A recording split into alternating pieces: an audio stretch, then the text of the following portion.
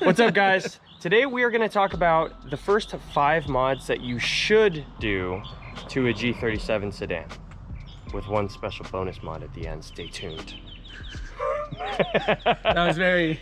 Yeah. Okay. But we're going to get into the... And there's a caveat. This is like in no particular order except for...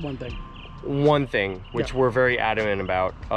Even if I don't always follow it. Kind of 2 things. If we were going to do a 10 mods, there would be like a 2 things that we're kind of adamant about. Sure. We'll talk about those rules later on as far as modifying a car is concerned. But the first thing, in no particular order, one of my favorite mods for this car is the Beltline Chrome Delete. So if you look at the side windows, right, you've got this nice chrome trim right here that goes and follows the roof line of the car from the front fender to the C-pillar. Now on stock G's, obviously you've got this piece is chrome as well, but I really feel like it kind of kills the sleekness of the car when it's all chrome. I don't like it. So I went ahead and got some 3M vinyl and just very carefully applied some matte black all along this. So this is referred to as like a Beltline Chrome Delete. It costs like nothing. You can actually even do it easier than I did because I bought vinyl and cut strips. Now they have like a roll that you can just apply and razor off the excess, and it's cake. You know what's kind of funny is you did this while I was picking up the Brembos from that Nismo. Yep. And I never paid attention to G37s really. And so when I got here and I was like, what did you even do? Like, I thought you were talking about the pillars up here. Oh yeah. And it took me a minute. I'm like, oh, this was chrome. I understand now. Yeah. I'm like, yeah. It looks really good this way. Yeah. I've seen a couple since then. I've seen the chrome. I'm just like, this feels out of place. Yeah, and you can, if you want, you can do the upper part too. I had originally planned to do the upper part, but I decided I kind of liked the way that it kind of matched the wheels, and I had more of like a black chrome style wheel before, so I'm okay with it. Also, like, Infinitis are classy cars, and when you delete too much chrome, it starts to look like an Altima, in my opinion, or a Maxima. I can definitely agree with that. So number 1, Beltline Chrome Delete. Number 2, suspension. Yep. And this is that kind of caveat one before we get into the third one. Yeah. But suspension for this thing. So this is on just a set of Swift springs and like replacement factory struts. The drop is, what would you say? It's like 1.2, 1.1, something like that. Yeah. It's a pretty mild. It's a pretty mild drop, but I think it's the right look for the car. But when modding a car, one of the first things you definitely want to look at is making it look lower and look cooler and handle better. Yeah.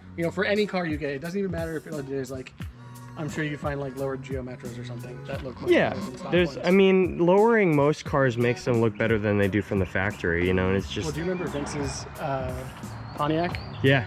The Grand Prix? Yeah. And like, he put a set of lowering springs on that, and I was like, I hate Grand Prix. They're ugly, they're hideous. No, his was pretty cool looking. But like, you look at the end, you're like, this thing's on wheels and it's lowered, and like, okay, this got a vibe. Yeah, it's got a NASCAR right there. Yeah, Yeah. Like, so lowering any car is fantastic. You should definitely do it to whatever car you have, but obviously it applies to this. Yes. Just don't do it poorly. Don't cut your springs. And don't cut your springs, don't buy Monzo springs. Sorry, Monzo. I forgot those existed. Yeah, we're still going to. This is just. Sorry, guys. You just do better. So. Very Uncle Roger. Sorry, children. Sorry, children. Number 3. Now, this is where the caveat comes in. In no particular order, except if you are planning on doing springs and wheels and you only have enough money to do one at a time, do your springs before your wheels. Yes.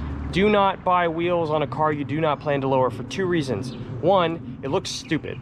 It does. And 2, you might end up buying wheels that either will not fit your camber settings for an unlowered car or won't fit your camber settings for a lowered car. One or the other. A perfect example of this actually is the RX-7, because if you remember, it was on the RPF ones before we put the coils on. Yes.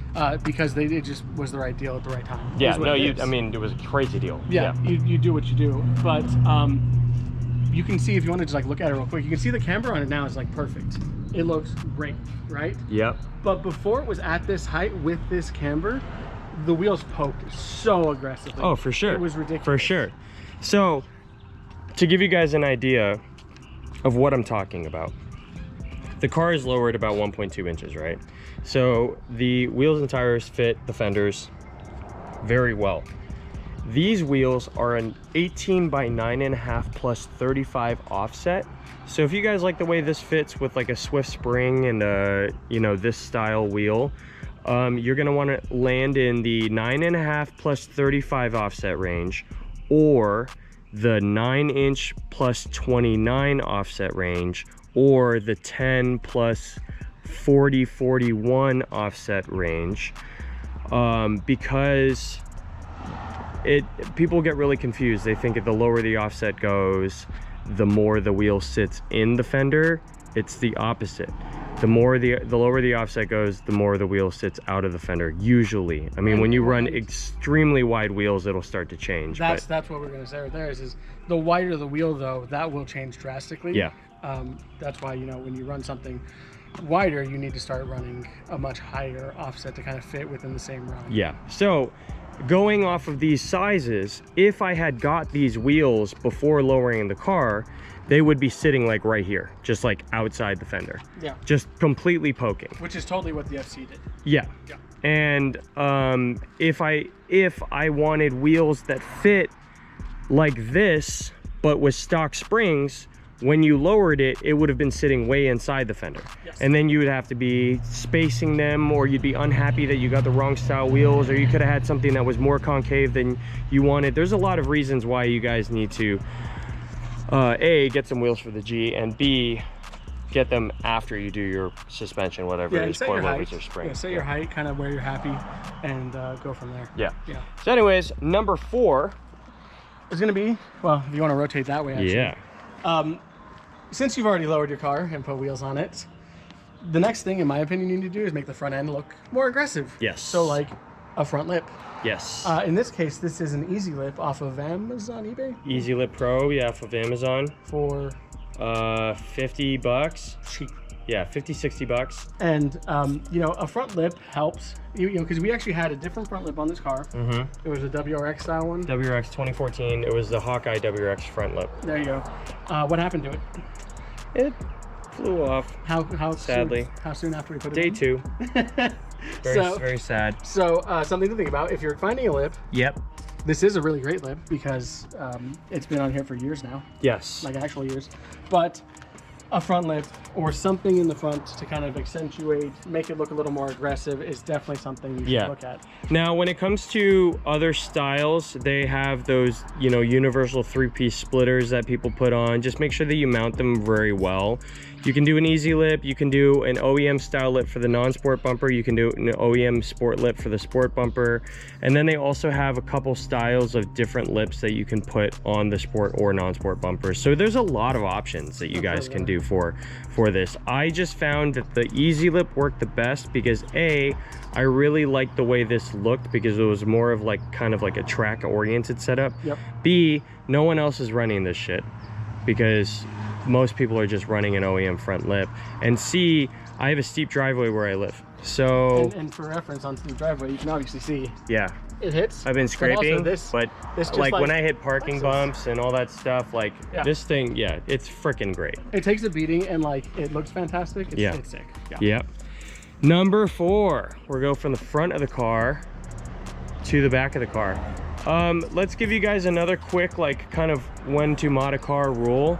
A lot of people don't think about this stuff, but this is kind of unrelated to number 4, but something to think about when it comes to aesthetics. Don't do aerodynamic upgrades in any order but front to back. Like if you're going to do like, okay, so we're not going to talk about the side splitters or the rear spats or the spoiler. We're not going to talk about those today because we're only making a list of 5. But we do have a front lip. We would not get side splitters and rear spats before doing a front lip. I agree with that. Because usually the sides will sit lower than whatever you're putting in the front, or like you don't have anything in the front. Yeah. And it creates this really weird sense of like height in the front, but not. It just starts to look like a mullet, but not in a cool way. That's fair. Basically, it's like the car version of a mullet. Yeah. So number 4, let's talk about, or this is number 5. Number. No, it's some number. This is I think this is number 5. We're bad at math. Number 5. Get yourself an exhaust, guys. And there's a lot of ways you can go about doing this. You could do a muffler delete. I'm not crazy about muffler deletes. Do not do a resonator delete. On this, no. A quick side story for you. You know, Bob works at CarMax. Yep. And do you know how many cars come into CarMax with muffler deletes? A lot, apparently. Like 50-60% of cars come in with muffler deletes. It's crazy. It's just kind of wild to think about. So interesting. Oh, okay, all right. CarMax muffler delete crowd. So, this exhaust is an axle back exhaust made for the G35 sedan, the G37 sedan, and also the Q40 sedan. This is from Beluga Racing. So shout out to Beluga Racing. They actually did send us this exhaust for us to do for another video. We did an install. We also have a sound video that may or may not be out by the time this one drops. But this exhaust was somewhere in the range of $420 shipped for an axle back. It is stainless steel. Dual axle back. Yes. It is stainless steel. It's a pretty solid exhaust. Yes, I agree. We're happy with it. Now, you don't have to get the Beluga Racing exhaust. There are a lot of options that you can get. I personally am very happy with it. This was actually something I was planning on buying myself before we entered the partnership with them.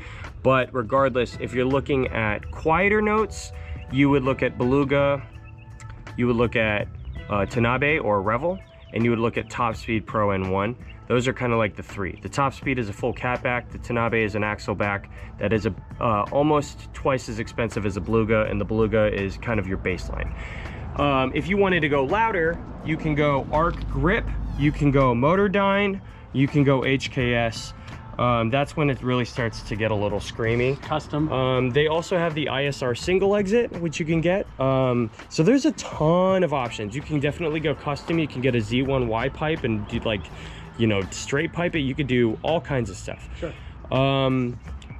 Personally, I don't really want, I'm not a look at me kind of guy. I like to, you know, when people notice something go by and then they're like, oh damn, that was pretty fucking clean, and then they'll double take. This just isn't the car to do that for me. We have other cars that do that, like the 350Z. But that's the loud visually, and the loud. Well, we haven't turned on the FC in a while. And the FC. You want to talk about the loud? Yeah.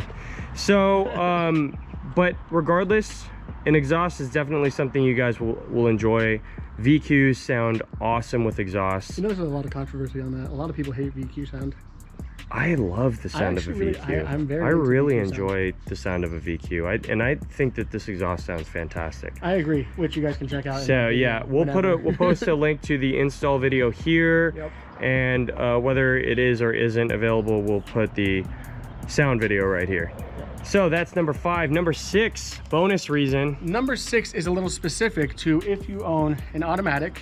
It doesn't apply to manual cars, but we just did this install not too long ago, and real quick, how much are you loving it? Just like, oh, it's the best. It's one of the sickest like mods. It's one of my favorite. It's one of my favorite things that I've done to this car. It is super sick. And it technically qualifies, but also doesn't qualify as a mod.